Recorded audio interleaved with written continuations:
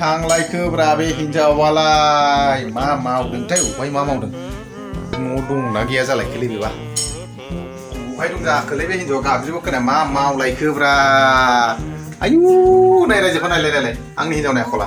calendar नुबाय जोंना 1 2 3 4 5 6 7 8 9 10 सोरनि केलेन्डारालाय 10 मास थाफेरालै बोसोराव 12था थायो आंनि हिनजावनि केलेन्डार 10 मासल' थारमाने कारना ओरैबायदि जाबाय जानुवारि फेब्रुवारि जाबाय गैला जायै खिगारजोब्बाय नालाय दा बेखौ नांला बेलाय March April May June July August September October November December थारमाने 10 मासल'सै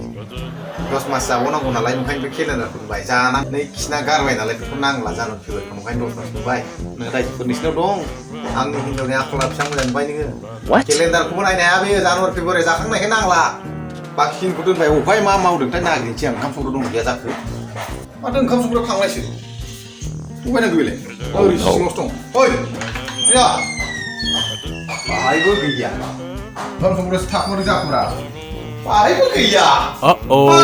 बै जौ बै रुनाव लांखोब्रा दारमासनि माबाय थाखुमादों मा इनाव जाखो बाहायबो गैया आयै दख'ना सोलायलांसै फाग्लि दख'ना गोदान गानलायना बहा थांखो बे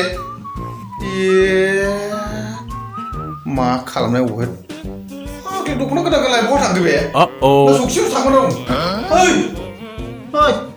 बाहायबो गैया आया सौखियाव गैया फाग्लियाव अबहाय रुनाव लांखोब्रा ना बाहायसो दं बाहायबोथ' गैया जेबो गैया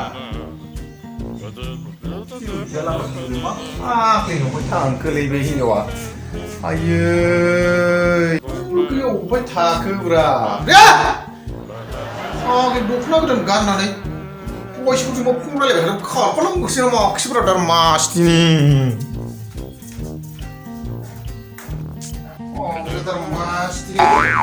खारखोमालांखो ना मामारखोलै बे हिनजावा आयै बे हिनजावा खारखोमालांमारखो ना माखोलै ना सोरजोंखा खारखोलांखो हाबाब एथ'ग्रा अनो मोन आं मा नां थांनांगौ जाखोलै मा होआखैलै गासिबो होबाय थाखायाबो एकाउन्टाव बुरजा सोना दोनथाबदों आङो बेखौसो लानानै सोरजोंबा खारखोलांखो ना माखो दा एसे नायबावनोसैलां बारिफ्रावसो दङ नामा अबेबाफोर दङ नामा फायखानाफोर दङ नामा फायखानायावलाय फायखानायावबोथ' गैया अबहाय थांमारखोब्रा आं बारियाव नायखानोसैलै नायमानसैलां बे फाग्लिखौबो बारियावसो दङ नामा फाग्लि बाय सानदुं गोसायाव मा खालामबाय थानाय जाखोलै बे हामथारबायलै फाग्लिया आंलाय खारफालांबायसो सानदोंमोन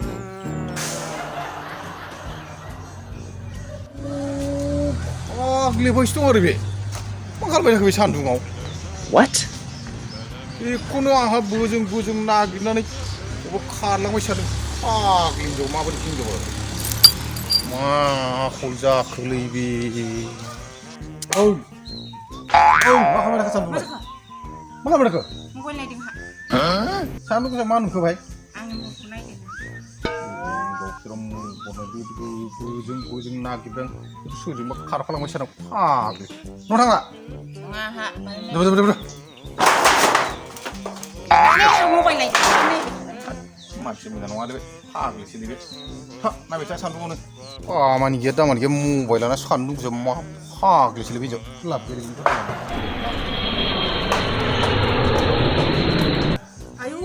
फाग्लाया रागा जोंनानै थांथारबाय दा माबा माबि रायलाबायगोनसै थांसैहाय आं थिग गैयाहाय बे फाग्ला Oh my god खर' एम्फौ नांनाय बायदि रायथारदों मानो हस्पिटाल थायामोन दै गांदों आयु दै गांनायखौनो होसि नागिरबाय थाबाय आंखौ माबायदि मानसि बे लायनानै लोंनो हायाखै बायोलां मा सानामोन होनलाय मा सानाखै मा सानामोन बहा थांदों सानखोमोन खारफालांनो सानदोंलां सोरजोंबा दख'ना सोलायनो थांबाय नालाय फाग्ला नोंखौ गारनानै खारफालाङो आं बहाय नोंजों थैजासिम थाबाय थागोन आं थैखांबाबो ओरैबाबथाबनानै थाबाय थागोन आं फाग्ला माथो सानदुं गोसा माथो नुवामोन आंनि महरखौ नुदों आंहा मबाइलाव सानदुं गोसा जिरायनांगौ जाबाय न'आव जिरायनो थानाया सिरि खुरा गोरलै मोनो गावखौनो सान्दुं गोसायाव गरम मोननायखाय बाय जिरायदां बारियाव गोलोमफ्रुलायनाय गरम मोननायखाय सान्दुं जिरायो आरो बारियाव जिरायदां बारनांदां